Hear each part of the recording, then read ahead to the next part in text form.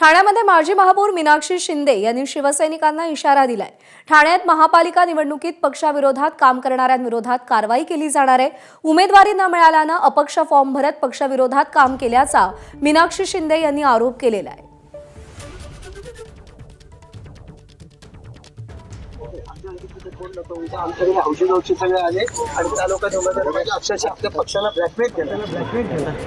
मला असं वाटतं की केली पाहिजे, कारण जर पक्षविरोधी कारवाई बोलतात ते ती ह्यालाच बोलतात आणि ती आपल्याच उमेदवाराच्या विरोधात जर करत असेल कोण, तर तेव्हा मला असं वाटतं की ही पक्षविरोधी कारवाई झाली पाहिजे।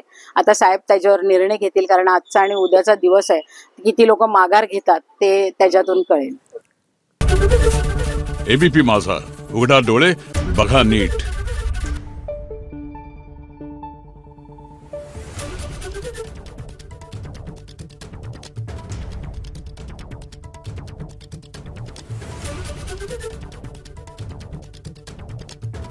Thank you.